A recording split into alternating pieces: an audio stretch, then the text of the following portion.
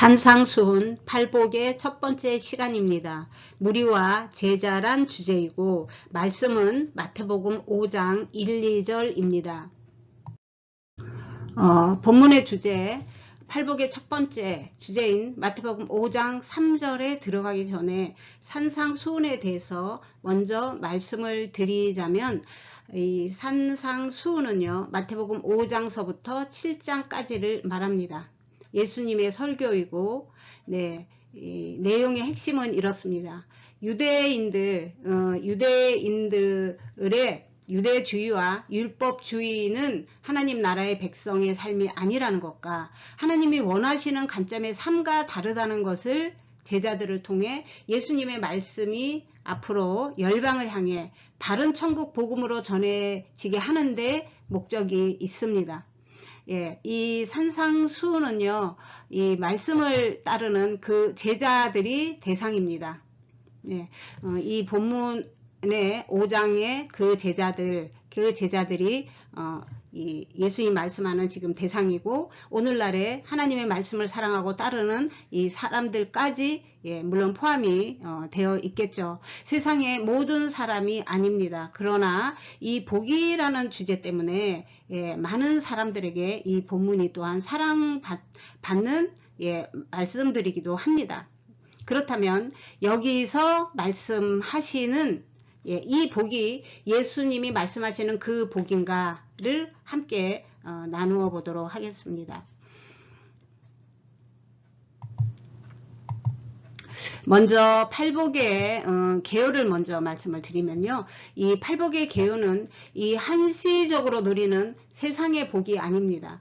하나님 나라의 구원을 통한 근원적인 평안함, 그리고 영적으로 채워지는 그 채움, 그리고 충만함을 말하는 것으로 미래에 이루어질 영원한 천국의 축복까지 포함이 되어 있다고 볼 수 있습니다.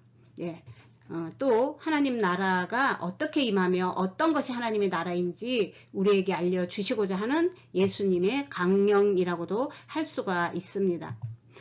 우리가 앞에 시편 1편에서 말하는 그 복 있는 자, 너는 복되다 너는 할 때 그 복이 동일하게 팔복에도 사용되었습니다. 그래서 그 복은 아시레의 복이었고요.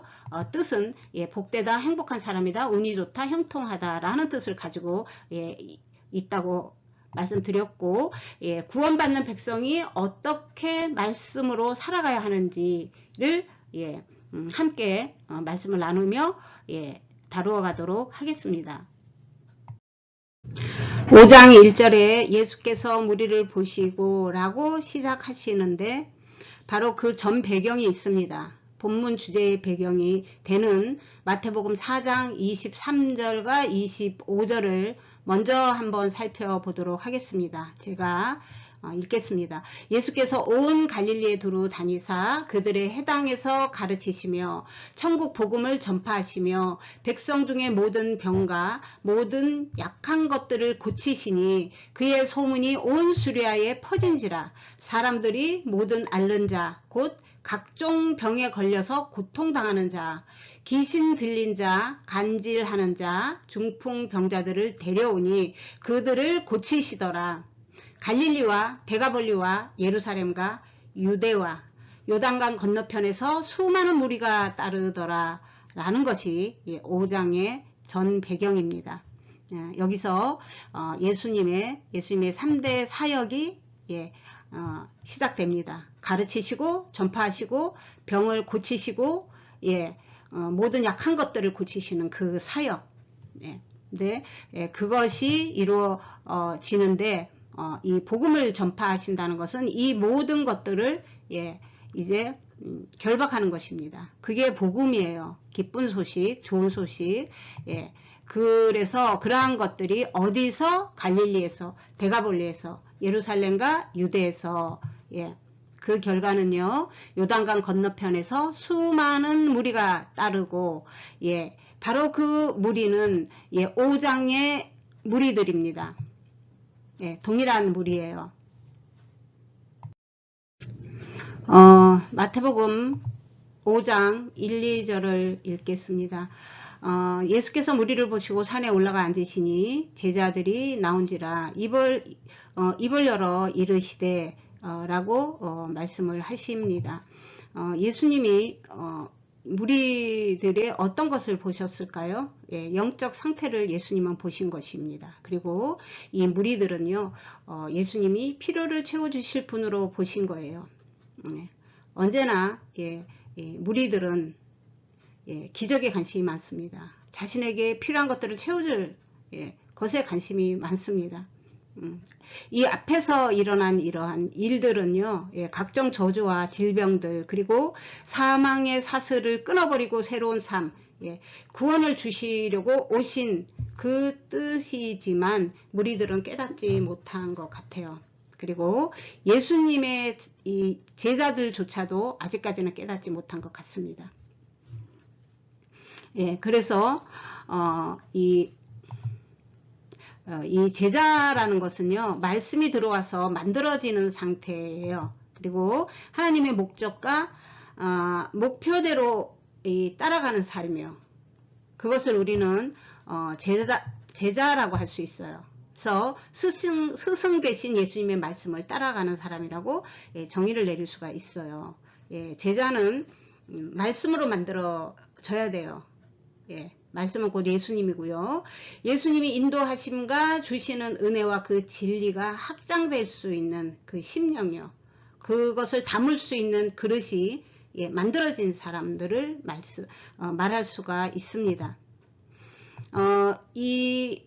이런 것을요, 우리가 심령 안에 성전이 만들어진, 새로운 성전이 지어진 것을 말합니다. 그리고 이것을 구원이라고 할 수가 있어요.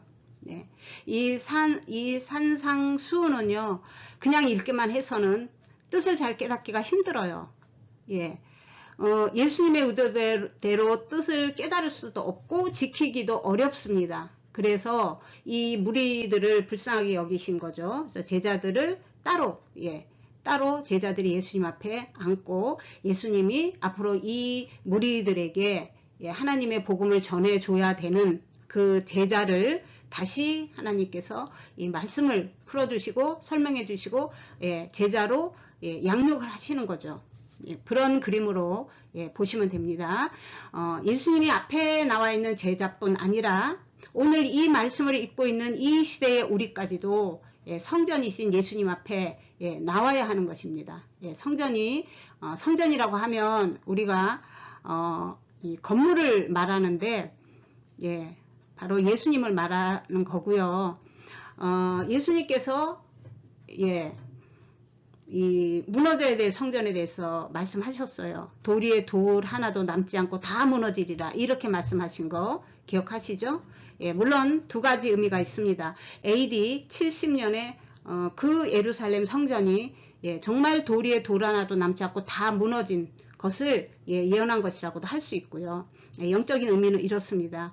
유대주의와 율법주의는 무너지고 예수님으로 새롭게 세워질 새 성전을 말씀하고 있는 거예요. 그 새 성전은 우리 안에 지어질 성전을 말씀하고 계신 것입니다. 마태복음 5장 1, 2절을 다시 읽겠습니다. 산에 올라가 앉으시니 제자들이 나온지라 입을 열어 가르쳐 이르시되 라고 말씀을 하셨는데, 여기서 산이라고 이 마태가 이렇게 표현을 한 것은요, 유대인들을 대상으로 복음서를 썼기 때문에 그렇습니다. 이 산에 올라가 앉으시니 제자들이 나오는지라 이렇게만 말해도 유대인들은 신의 산을 떠올릴 수가 있어요. 사실 유대인은 우리가 생각하는 그런 관점에 높은 산, 험한 산, 거친 산 이런 게 없습니다. 거의 그냥 동산 정도? 그리고 특히나 이 사역을 하시는 이 무리들과 함께라든지 오병이어라든지 이런 현장에는요, 산이 아니에요. 그냥 평지에 앉아 있는 거고요. 예수님은 조금 언덕 부분에 조금 더 높은 곳에 앉아 있는 그림으로 이해를 하시면 됩니다. 그래서 이것이 예수님께서 산에 올라가 천국 복음을 가르치는 것이 모세가 이스라엘 백성을 위해 십계명을 받아온 것을 묘사한 거예요. 그렇게 유대인들은 바로 그 그림으로 이해할 수가 있어요. 그래서 이 신의 산과 산상순을 대비해서 살펴보면요, 모세는 율법을, 예수님은 복음을, 그리고 또 이 앞배경도 거의 비슷합니다. 마태복음 5장의 앞배경은 예수님의 치료하시고 말씀을 선포하시고 이런 배경이잖아요. 근데 이 신의 산에 이 사건 전에도요, 홍해 사건이 있었어요. 출애굽을 해서 나온 건데 이것이요, 의미는 이렇습니다. 애굽화된 육적 자에서 이스라엘의 정체성으로, 또 이스라엘의 애굽파를 죽이고 하나님의 백성으로 새롭게 만들어져야 되는 그런 의미를 갖고 있어요.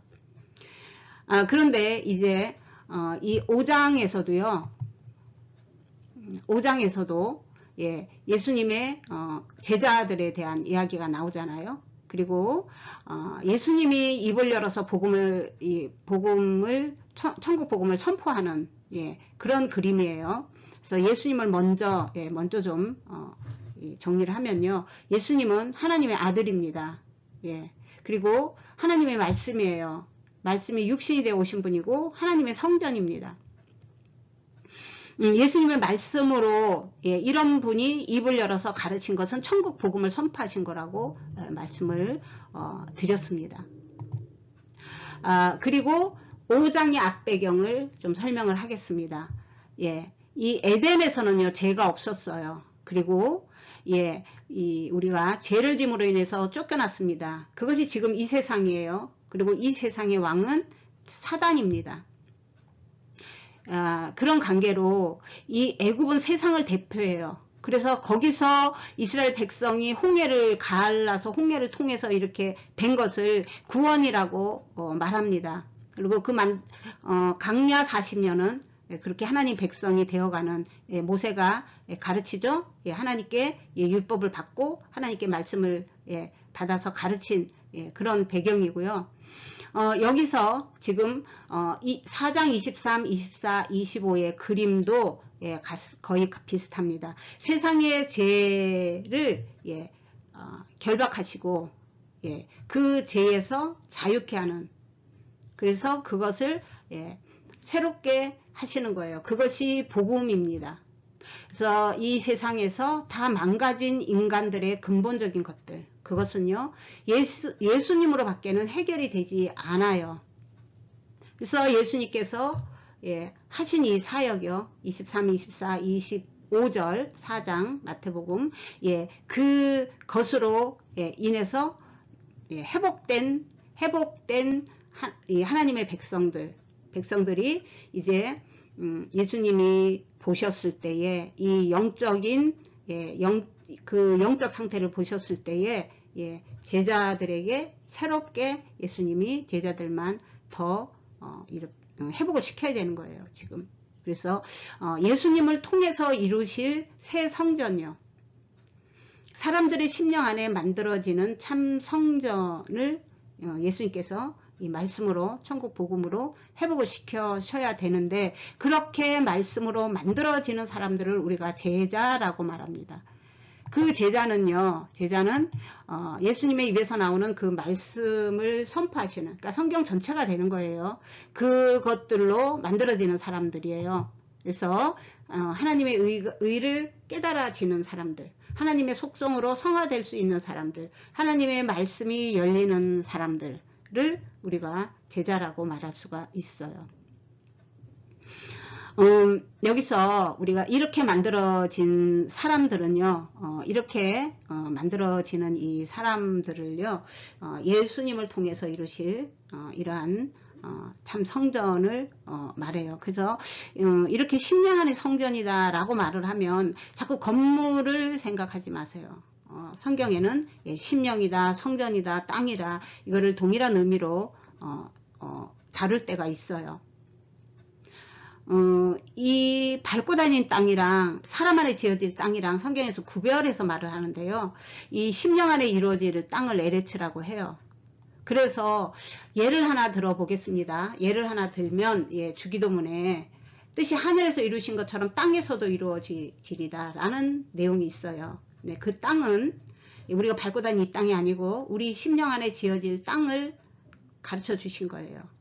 예, 하늘에서는 이미 이루어졌어요. 그게 우리의 심령 안에도 이루어지기를 바라는 그 기도라는 것이에요. 그래서 우리가 이 토지는요 사람의 마음이에요. 이 에레츠의 신앙은 이 사람의 마음을 토지라고 해요. 성경에 그렇게 표현된 데가 있습니다만이. 예, 그래서 이 영과 혼의 자리를 말하는 거예요. 예, 하나님과 관계를 드러내는 신앙적 개념의 땅을 말하는 것입니다. 예, 그래서 우리는 어떻게 살아야 되는지 이 산상수훈이 그렇지만 이 팔복이 특히요. 예, 어떻게 살아야 되는지, 어떻게 만들어져야 되는지, 예, 그것을 제자들에게 강론하신 것이에요. 우리 안에도 이 율법주의적인 것들, 유대주의적인 것들, 민족주의적인 것들 이런 것들이 있습니다. 예, 애굽이 세상을 대표한 것처럼 이스라엘 민족은요, 이 하나님의 백성을 대표해요. 예, 교과서입니다. 그러므로 우리 안에도 이스라엘이라는 것을 자꾸 이렇게 지적하려고 하지 마세요. 성경 읽으면서. 그게 교과서란 말이에요. 우리 안에도 이러한 속성이 있어요. 이러한 것들을 다 빼내고 하나님의 사람으로 만들어져야 됩니다. 그래서 무리가 아닌 하나님의 제자로 만들어져야 되는 거예요. 팔복의 이해를 돕기 위해 복의 개념을 헬라적 개념과 히브리적 개념으로 한번 설명을 좀 해보겠습니다. 히브리적 개념의 복은요, 하나님의 절대 주권의 바탕으로 이루어진 사상입니다. 그래서 하나님의 말씀대로, 하나님이 원하시는 대로 똑바로 따라가며 살아가는 것을 축복이라고 생각합니다. 하나님의 나라의 영적 신앙을 더 중요하게 여기는 반면에 이 헬라적 관점은요, 철학과 이성 그리고 지식의 바탕을 둡니다. 내가 잘 되는 만사 형통의 개념이요. 그래서 하나님 나라가 아닌 이 땅에 초점을 두는 관점입니다. 그러므로 헬라 사상으로 하나님의 말씀을 해석하고 이해하려고 하면 이해도 안 되고 또 하나님의 뜻을 깨닫기가 쉽지 않기 때문에 결국 인간의 입장에서 성경을 해석할 수밖에 없습니다. 여기까지 이 말씀을 이제 하고 첫 번째 시간을 마칩니다. 이제 이어서 마태복음 5장 3절 심령이 가난한 자는 복이 있나니 천국이 그들의 것이며 라는 말씀으로 다시 뵙겠습니다. 말씀을 사랑하는 여러분들을 사랑하고 축복합니다.